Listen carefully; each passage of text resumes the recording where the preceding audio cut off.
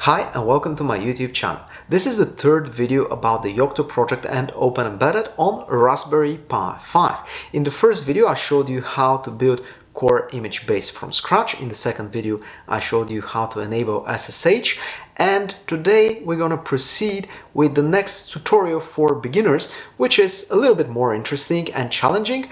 I'm going to show you how to enable virtualization and to run Docker containers on Raspberry Pi 5 and your custom image. The required hardware is exactly the same as in the previous episode: Raspberry Pi 5 single board computer, Raspberry Pi debug probe, micro SD card, USB-C power supply, and a network cable. Enabling virtualization and building Docker in general is not a trivial task, but thanks to the awesome meta-virtualization layer, this is happening easy in the Yocto project and Open-Embedded. Meta-virtualization as a layer depends on several sub-layers coming from meta-openembedded, so I'm going to use the git clone command and download the source code of all these layers. Please keep in mind that all these series are based on the long-term support release ScarpGuff of the Yocto project, which will be maintained until 2028. I'm opening a terminal on my desktop computer on which I built the previous versions of the core image base, and I'm entering the same directory. I'm using branch ScarpGuff of Pocky, which matches the name of the Yocto long-term support release, which I'm using for all demonstrations in this video series. Meta-virtualization depends on meta-openembedded, so first I'm going to clone branch ScarpGuff of meta-openembedded. After that, I'm going to use again the git clone command to download the source code of the meta-virtualization layer for branch ScarpGuff. Meta-virtualization depends on 4 sub-layers from meta-openembedded. I need meta-OE, meta-networking, meta-filesystems, and meta-Python. I'm going to add them to my bblayers.conf through the command bitbake layers and the argument add a layer. Each time when I add a layer through bitbake layers command, it checks the dependencies of the layers that I'm trying to add and notifies me if a dependency is missing. For example, meta-Python depends on meta-OE, so first I need to add meta-OE and after that meta-Python. This is the advantage of using this tool instead of manually editing bblayers.conf through a text editor such as Vim or Nano. After adding meta-virtualization, I have to open local.conf and to append 2 lines to the end of it. The first line will enable the virtualization among the distro features of our distribution, and the second line will include Docker as part of the image that we're gonna build. Using Vim, I'm opening the conf/local.conf file and I'm adding these 2 lines that I mentioned. Both commands are using the append syntax. We also used it in the previous video. This is a very convenient way to extend the existent value of the variable. The append command will add the content that we're typing in to the end of the existing value. Pay attention to the space at the beginning of the string. It is needed to avoid messing up the existing value. Docker-moby is the recipe from meta-virtualization that is going to build and install Docker in our image. After that, you know the drill from my previous videos. We have to type in bitbake core image base to build the new version of our image.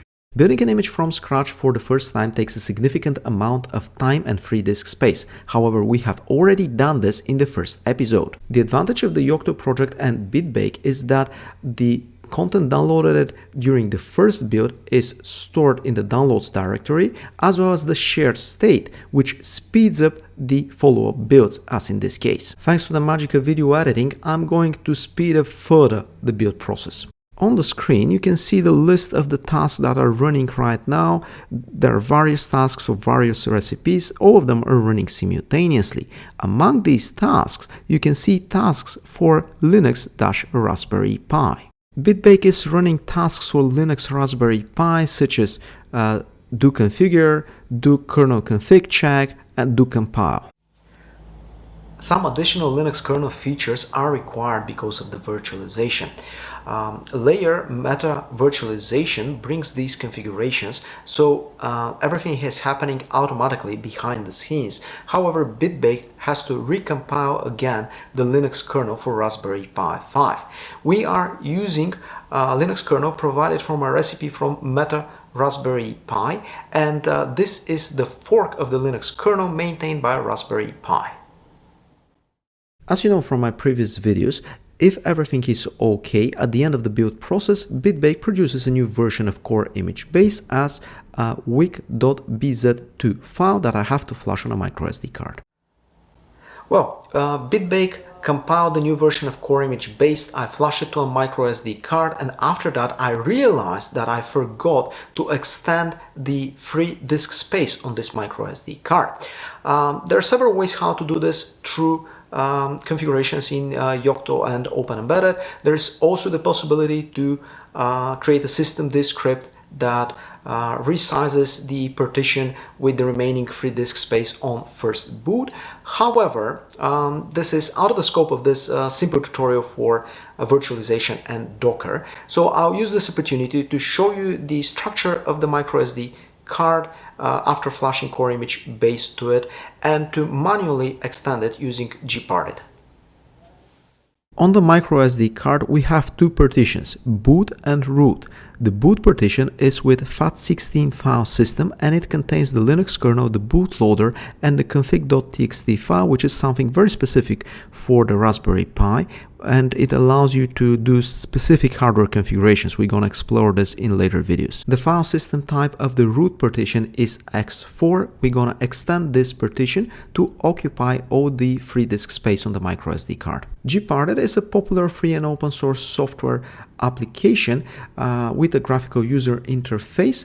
It is very user friendly, and I can very quickly resize the partition using it. Now, let's run Docker on Raspberry Pi 5 using our image built with the Yocto Project and OpenEmbedded. First, I have to assemble the hardware. It's the same procedure that you have seen in my previous videos. I'm using the Raspberry Pi 5. I'm plugging the microSD card, which I flashed with the core image base that I previously built with BitBake. I'm using the Raspberry Pi Debug Pro for serial communication. I'm gonna use it just at the beginning of the video to figure out the IP address again. I'm using a USB-C power supply to turn on the board, and of course a network cable to connect the Raspberry Pi 5 to my router and to the internet. For this demonstration, I will be using again one of my laptops. This is a Lenovo ThinkPad T14 Generation 1 with Ubuntu 24.04. On it, I'm opening a terminal and running the screen application. This is a command line application for serial communication. This way I can establish a connection between my computer and the Raspberry Pi and see the early boot messages from the bootloader and the Linux kernel. Our core image base booted successfully, and I logged in as root just to check the IP address over the serial communication. Immediately after that, I terminated the serial communication and logged in remotely to the Raspberry Pi 5 over SSH. I've explained to you in details how to do this in my previous video. Now, there is a small trick here. Because I have flashed a new version of core image base, we're basically running a new operating system on this micro SD card, and the RSA fingerprint has changed. So we have to remove the old fingerprint from our records and confirm the new one when we are logging via SSH. It's showtime. Let's run Docker. First, I'm going to run the famous Docker Hello World. Well, obviously this is just a simple demonstration that Docker runs on the system. Let's do a replay and have a closer look at the process from another point of view. In the terminal, I executed the docker command and specified the Hello World container, which was downloaded and executed. The exact command is available in the description of the video. As a result, in the output, I get the message hello from Docker. This message shows that my installation appears to be working correctly. The simple hello world Docker container works, everything is okay, but let's try something more ambitious. I'm going to run WordPress, the popular blogging platform. Again, in the terminal, I'm going to run the docker command, but this time for the container WordPress, and this time also with arguments to export port 80. Exporting the port will allow other computers in the same local network as Raspberry Pi 5 to access the WordPress that is running on the Raspberry Pi 5. Docker reported that the latest WordPress container image is not available locally. This is totally expected because we have recently booted this micro SD card and it's a brand new installation of our core image based on it. So Docker will download locally the WordPress image from the internet. Obviously, for this part of the demonstration, the Raspberry Pi 5 has to be connected not only to the local area network, but also to the internet. The download will take some time depending on your internet connectivity speed. Upon success, in the output coming from the Docker command in the terminal, you see a message saying complete WordPress has been successfully copied to /var www/html. Now from any computer in my local area network, including this laptop that you see here, I can open a browser, type in the IP address of the Raspberry Pi 5 and enter the WordPress web page for configuring and completing the installation of WordPress. Although this is a video focused on embedded Linux, I'm pretty much sure that anyone in the IT industry is familiar with WordPress nowadays. WordPress is a popular open source content management system that allows users to easily create and manage their websites, such as personal blogs and online shops. The Docker container of WordPress is also working successfully on a Raspberry Pi 5. I have exported the ports so I can access from a web browser the server on the Raspberry Pi 5, which is running in the Docker container. I can open WordPress and I can proceed with initial configurations of WordPress to finalize the installation of WordPress and bring up my blog. However, of course, WordPress is out of the scope of this video tutorial because we're talking here about the Yocto project and Open-Embedded. WordPress was just a convenient way to demonstrate that more complex Docker containers are running successfully in our environment, and the Linux distribution that we built and flashed as core image based on a micro SD card.